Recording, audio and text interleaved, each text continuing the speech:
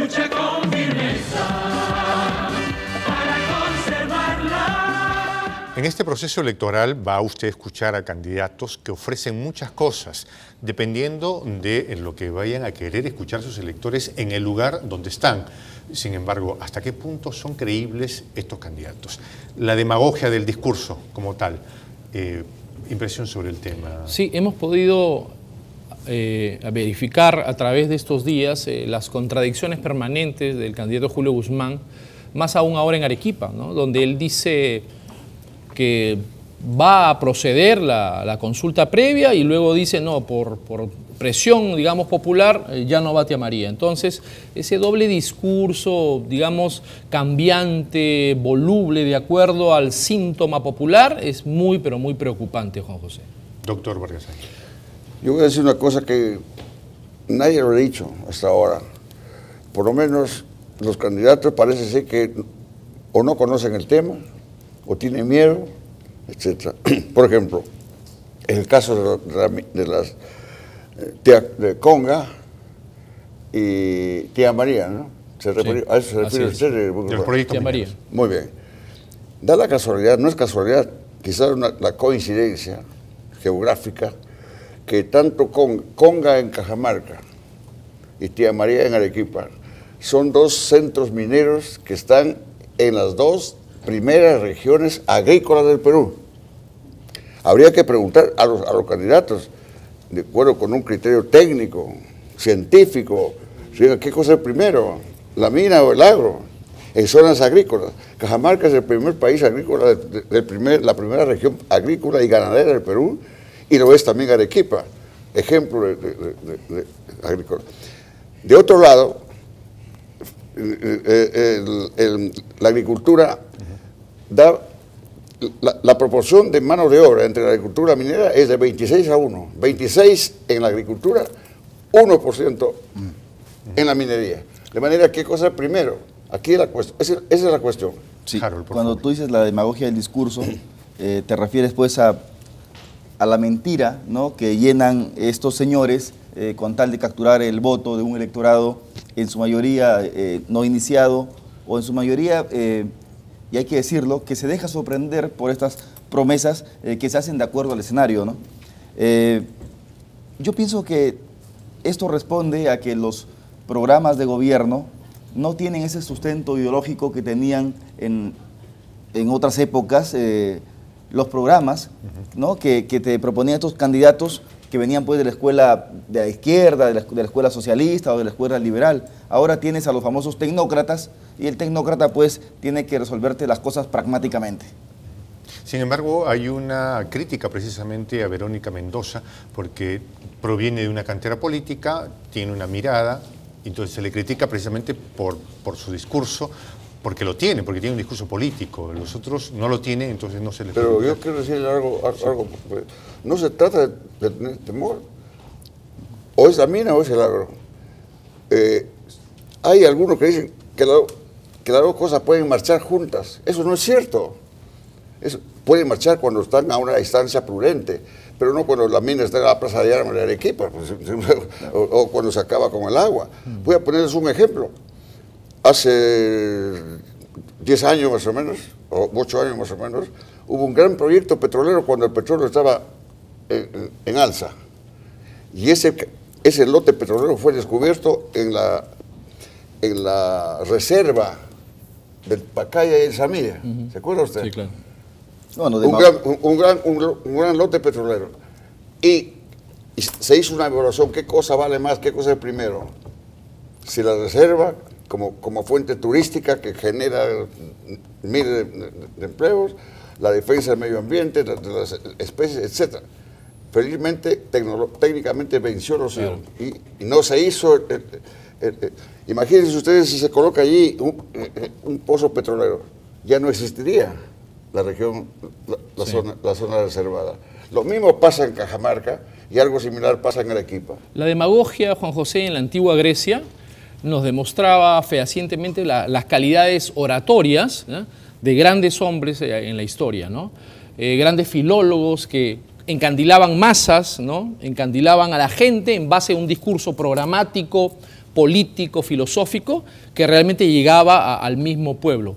Pero en contraposición y comparando pues, la demagogia de la antigua Grecia con la demagogia peruana, por supuesto guardando las distancias, tenemos pues al presidente Ollanta Humala, que en su discurso prometió bajar el precio del gas a 12 soles. Bueno, y Ollanta, ¿no? Ollanta dijo, y eso fue demagógico, voy a bajar el gas a 12 soles. Así es. Toledo dijo, voy a bajar el IGB. Y Alan García dijo, voy a eliminar los servicios. No. Esos fueron 3 propuestas demagógicas. Y no solamente demagogia, sí creo, sino también incapacidad. El petróleo, doctor, el petróleo está en su nivel histórico más bajo, está a $20 el barril. Y ni siquiera por eso el presidente Humala puede coadyuvar o ayudar a bajar el precio de la gasolina, que está en 10 soles, 9 soles. Increíble. Creo, me van a disculpar, yo sí creo que Ollanta Humala sí ha cumplido con su promesa. Explíquenos, por favor. ¿Ah? Explíquenos, por favor. Sí ha cumplido de bajar el precio del gas. Lo ha bajado para la exportación. Resulta que el gas exportado del Perú, en México, en China... Lo iba a bajar, pero no dijo a quién. ¿Ah? Lo iba a bajar, pero no dijo a quién. Claro, no dijo a quién. No dijo a qué Ha cliente. bajado a los exportadores. Claro. El gas exportable, o que se exporta actualmente... Para ganar el voto disculpe joven. usted, que se exporta es más barato, mucho más barato que el gas que se consume en Perú. Si me permite, Harold, vamos a recibir llamadas del público. Buenas noches, gracias por llamar. Adelante, le escuchamos.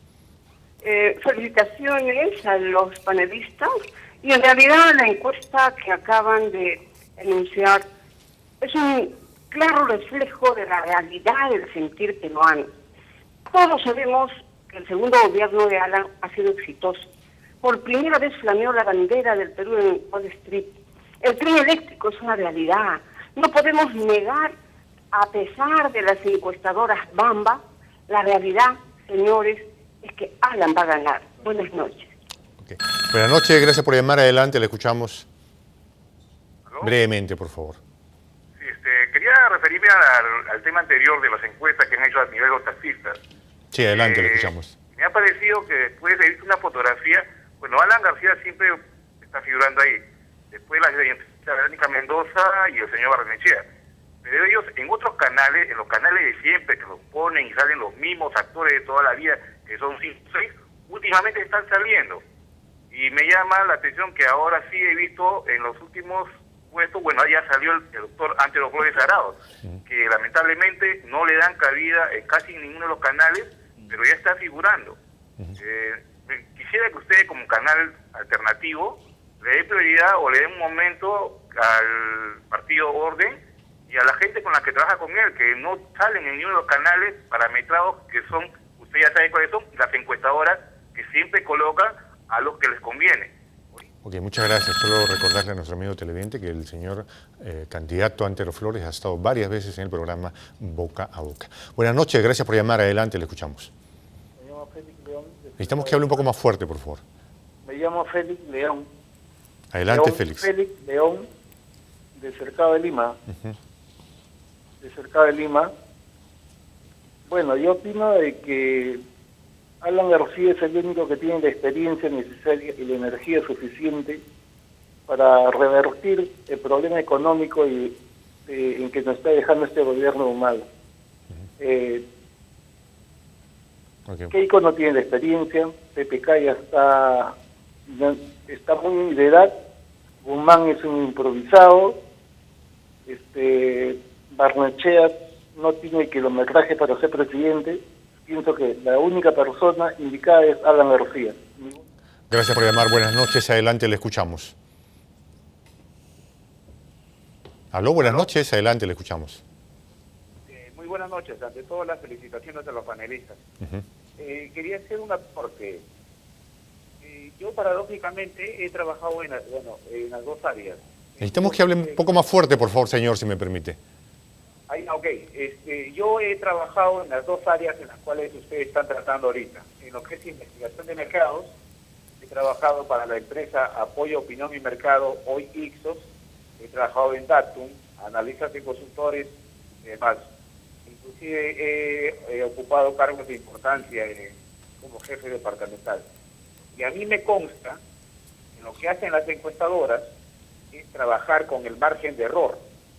Porque todo muestreo lo más que sea, es representativo, mas no es absoluto, no representa el 100%. Siempre hay un margen de error de 2, 3, 4 o hasta 5% más o menos. Entonces, con este margen de error, es las empresas con las que trabajan y hacen negociados con los candidatos de ese pues, dinero.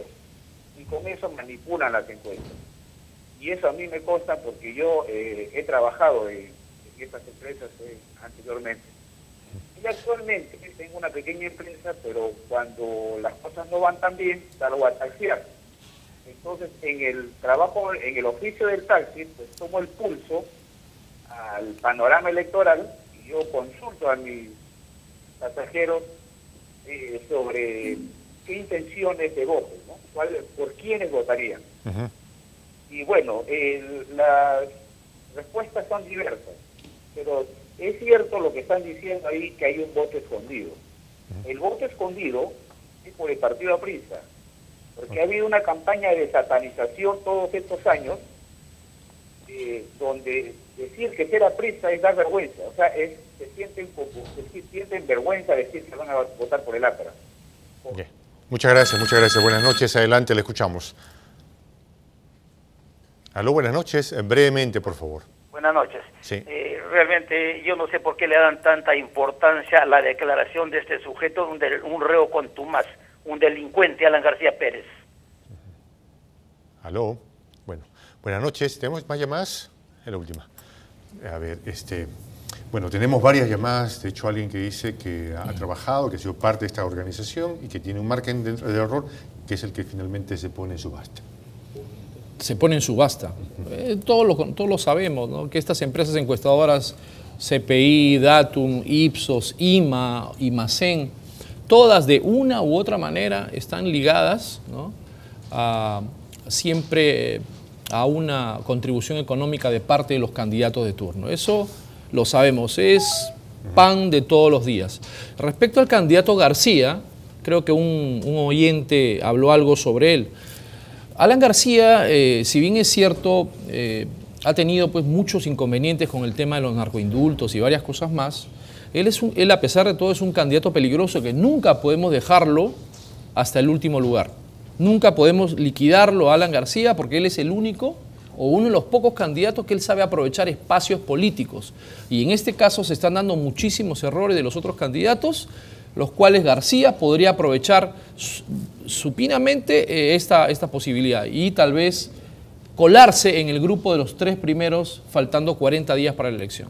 Bueno, cuando hablamos de la demagogia del discurso y tenemos prácticamente en agenda el tema de las encuestadoras, no es tampoco una sorpresa que García se incorpore al tema y que salga con denuncia bajo el brazo contra Datum, que efectivamente es una encuestadora cuestionada por todos quienes conocen algo de política y que ahora esté acaparando titulares. O sea, si es que hay algún político, por más en desacuerdo que estemos con él, que sabe capturar este tipo de oportunidad para mostrarse, es García. Bueno, porque de hecho nuestro trabajo no es jalar tendencias, sino contar lo que nosotros vemos. Correcto. ¿no? Y no pintarlas ni maquillarlas, porque de verdad es tal cual. Llama la atención que en a mí particularmente me preocupa que esté García primero, ¿no? Primero. En esta lectura que vemos, hay 2 candidatos, digamos, no sé hasta qué punto lo consideran ustedes, con serios brochazos de ideología. Verónica Mendoza y el señor Barnechea. ¿Es sí o no? Y en todo caso, estaríamos asistiendo al resurgimiento del elector queriendo candidatos con ideología. Hay un televidente que habló de experiencia. Y usted habló el señor García, efectivamente es un candidato peligroso, pero también puede ser un gobernante peligroso. Las 2 cosas, ¿eh? Muy bien. En cuanto se refiere a la experiencia, bueno, hay algunos que tienen mucha experiencia, pues, experiencia en cómo evadir la justicia para que no ser juzgado, experiencia en acogerse a la prescripción, acogerse en comprar jueces, experiencia en cómo hacer para indultar a 3.500 narcotraficantes. Ese tipo de experiencias no las queremos, mis queridos amigos. A mí me preocupa mucho Verónica Mendoza porque es una candidata que está en auge, ¿no? Es una candidata nueva, un rostro bello, un discurso muy inteligente, conoce muy bien sobre gestión pública, gestión del Estado, y ha sido parlamentaria, es decir, tiene una cierta experiencia, pero me preocupan muchísimo sus propuestas sobre la liberalización de la droga. Me preocupa que no haya deslindado bajo ningún punto de vista el concepto del chavismo en Venezuela. Cuando se le habla a ella de chavismo, dice que no es una dictadura y la defiende a capa y espada. Eso realmente es muy peligroso para la democracia peruana. Alberto, pero si nos enfocamos a lo que estás diciendo sobre las propuestas de Mendoza, cuando dice que va a legalizar la marihuana, que es proabortista, más bien esas son propuestas muy liberales. O sea, eso es algo que responde más a un pensamiento ideológico liberal, en el sentido primigenio, que a un pensamiento netamente de izquierda, en el que, pues, si bien es cierto, habla de igualdad para todos, tiene un trasfondo también totalitario. Porque claro, finalmente las izquierdas o los gobiernos que han llegado desde la izquierda al poder han sido gobiernos que han terminado en totalitarismos. Sí, claro. El liberalismo, o la mal llamada derecha en realidad, que habla de la libre competencia, habla de abrir mercados, habla de ganarse las oportunidades, yo pienso de que está, pues, con mayor ventaja como para poder capturar un electorado, pero es yo creo necesario que retornen ese tipo de discursos porque, por ejemplo, es mejor saber frente a quién estás con una propuesta que viene, digamos, bien cocinada ideológicamente, que por alguien que te pone una propuesta para poner el parche, digamos, al problema que tienes en el momento. Pero es peligrosa esa reingeniería del discurso político de Verónica Mendoza. Por ejemplo, nos acordemos de Chávez, de Hugo Chávez con su socialismo, nuevo socialismo del siglo XXI, y sabemos cómo está Venezuela ahora con el presidente Nicolás Maduro. Es una dictadura que está cayéndose a pedazos y está próxima a salir. Entonces, ese cambio o esa asociación de un liberalismo del cual tú hablas con un comunismo puro, ¿no?, como el chavismo, o un socialismo nuevo del siglo XXI, es una combinación realmente peligrosa para aquí, para claro, pero una experiencia peruana. Yo no estoy de acuerdo ni con el chavismo, sí, ni, claro, ni con Maduro, no. Y es más, me preocupa tremendamente la declaración que hizo precisamente acá anoche Verónica Mendoza cuando tilda a Leopoldo López de golpista. Imagínate. O sea, la gente de izquierda que está acostumbrada a capitalizar, digamos, su voto con estas marchas, con estas protestas antimineras, por el medio ambiente, y que de repente se pongan a criticar o a cuestionar el derecho de protesta de Leopoldo López. Doctor. Yo no hablo ni de izquierda, ni de derecha, ni de arriba, ni de abajo, ni cuestionar. El asunto es que el Perú es un país distinto. La imagen que tiene el Perú es diferente. Se habla de democracia, en el Perú no hay democracia. Se habla de constitucionalidad, en el Perú, ¿qué constitucionalidad? La constitucionalidad existente en el Perú se debe a la constitución que está hecha por el sistema vigente. Bueno, de manera que hay que cambiar. Aquí, conclusión. Acá tengo una pregunta para usted. Lo que necesita el Perú es cambio. ¿De dónde? De derecha, de izquierda, de arriba, pues hay que cambiar. Hay mucho analfabetismo, hay mucha pobreza, hay mucha desigualdad, hay mucha discriminación, hay explotación todavía. Todavía tenemos signos de esclavitud. En todo caso, necesitamos, y le dejo con esta pregunta, ¿necesitamos o no candidatos con ideas, con ideología marcada? ¿No es necesario? Y los que aparecen en esta lectura, ¿qué señal nos envía? Se necesita un cambio verdaderamente responsable. No es un cambio eso por el simple hecho. Eso es bien aprista. Pero no simple, un cambio, claro, pero no un cambio por cambiar necesariamente hacia una tendencia que quién sabe podría ser un salto al vacío, ¿no? Harold. Yo creo que sí es necesario hacer cambios, como dice el doctor Vargas Aya, pero sí es importante marcar una pauta ideológicamente. ¿Por qué? Porque cuando tú desarrollas programas tecnócratas, ¿no? Entonces, para empezar, quienes van a realizarlos son personas que van a venir con cualquier camiseta. Y esa es la gran crisis que estamos teniendo ahora. Tienes a gente que postula por el fujimorismo, que han estado en la izquierda, que han estado en la derecha, que han estado con una serie de gente que ya está cuestionada y que al final los tienes ahí sin ningún tipo de identidad. Los cambios son diferentes de acuerdo con el panorama de cada país. Yo creo en los cambios, pero no en los cambios extremos, ni de derecha ni de izquierda. Yo estoy totalmente en contra del totalitarismo de arriba para abajo y de abajo para arriba. Es decir, ni la explotación del hombre por el hombre, ni la explotación del hombre por el Estado. Cierto. De manera que el cambio, por ejemplo, ¿cómo va a ser el cambio de izquierda? El cambio de elevar del 3% al 6% por lo menos del PBI para la educación. Ese es un cambio humano. Sí, claro. Otro cambio, el de subvencionar, ayudar en la seguridad social, que sea obligatoria, la salud pública. Estado de bienestar. Es decir, rechazar estos tratados como el Pro-Pacífico, que es una entrega a las... Esos cambios, ¿cómo no van a ser buenos? Vamos a recibir llamadas del público. Buenas noches, gracias por llamar. Adelante, le escuchamos. Aló, buenas noches, le escuchamos. Sí, buenas noches ante todo. Sí, buenas noches ante todo. Yo les quiero explicar que ahorita hablaron sobre los taxistas. Mire, yo con todo respeto, los taxistas son personas que trabajan desordenadamente. Tenemos a más del 70% que no están organizados. Entonces, me parece que es una información inadecuada las que están tomando, porque son personas que les gusta trabajar en desorden. Muchas gracias, le agradecemos. Buenas noches, bienvenido, le escuchamos. Aló, buenas noches, adelante, le escuchamos. Aló, buenas noches, ¿qué tal? Es un gusto saludarlos y les habla Lino de ATE Vitarte. Mire, la verdad me da mucha pena que la corrupción se haya institucionalizado en nuestro país. Definitivamente, los candidatos que se están presentando actualmente no tienen la solvencia moral para poder presentarse nuevamente y tratar de engañar al pueblo. Yo creo que... Ok, buenas noches, gracias por llamar, adelante, le escuchamos. Ok, llamadas del público, tenemos poco tiempo en realidad. Harold, los taxistas no son elementos confiables para hacer una lectura de este tipo. Bien claro dice ese trabajo de campo que han hecho, que no es un estudio, digamos, con rigor científico, sino más bien una pregunta espontánea que se hacen a 150 taxistas, quienes a su vez se la hacen a 20 usuarios cada uno. ¿Por qué este señor diría que el taxista no es confiable?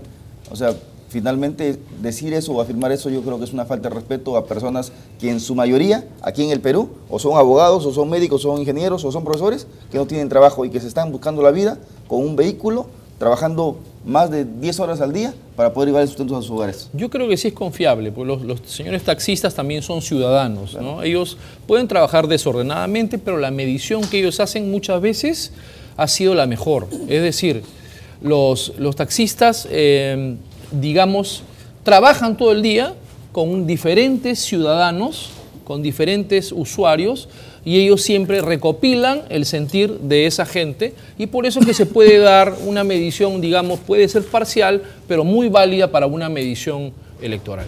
Bueno, si puedo decir algo, mi experiencia con los taxistas en Lima, sí, pues que tenemos mucho desorden, pero el taxista es un hombre muy ilustrado, ¿no? De mucha conversación, me da la impresión, doctor Vargas ahí. Pero no hay que olvidar una cosa, un detalle en el caso singular de Lima. Miren ustedes, yo no creo tanto en los taxistas. Hay taxistas y taxistas. El 10% son taxistas verdaderos, el 90% son piratas.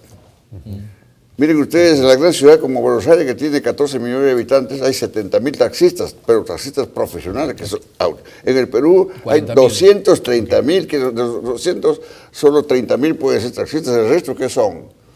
Como decía Álvaro, bueno, hay ingenieros, abogados, contadores, cachueleros, funcionarios que salen de su oficina, de manera que este es una olla de grillos. Caballero, cerrando el tema, entonces, haciendo conclusiones, candidatos con ideología, ¿es necesario? ¿Hasta qué punto? Una corriente en América Latina que está, digamos, en ciertos conflictos o con pérdida de posibilidades, pero experiencias como la de Pepe Mujica, que ha salido, digamos, no mal, sino por el contrario, ¿no?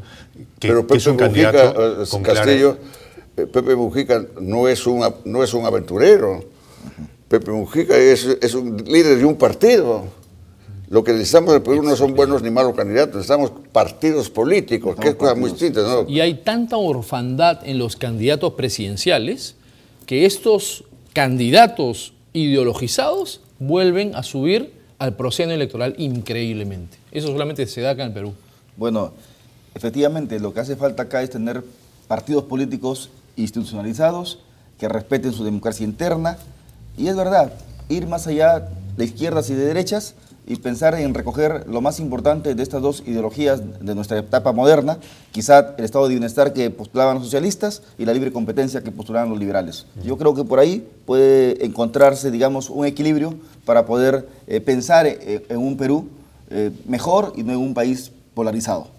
Que la nación gane, Juan José, con el mejor candidato, la mejor propuesta, y no queremos más demagogos ni politicastros que realmente van a traer destrucción a la nación con falsos mesianismos y con falsos caudillajes. ¿Los percibes todavía claramente? Sí, claro. Este gobierno de Ollanta-Humala de verdad ha sido nefasto para nosotros porque no solamente incumplió, sino ha sido tal nivel de incompetencia que nos deja un país no quebrado, pero con mucha desesperanza. Don Héctor, una breve conclusión. Ideas sí necesitamos, ideología sí, pero ¿qué ideología puede haber en estos aventureros de 20 donde yo estoy observando como ustedes, X candidatos que han saltado de un grupo a otro? Ayer pensaron A, hoy piensan B, mañana Z, varones y mujeres, están saltando como pericos y Se nos acabó el tiempo, Harold. Bueno, el Partido Cívico Nacional Obras, después de 18 años de fundación, está en este momento refundándose con gente nueva, con gente que mire el 21 de otra forma. De 10 a 5 de la tarde pueden venir a Mangocapa 335 para ayudarnos en esta noble tarea de recolectar firmas. Caballeros, muchas gracias. Esto ha sido Habla el Pueblo. Los esperamos el día de mañana. Buenas noches. Lucha con firmeza.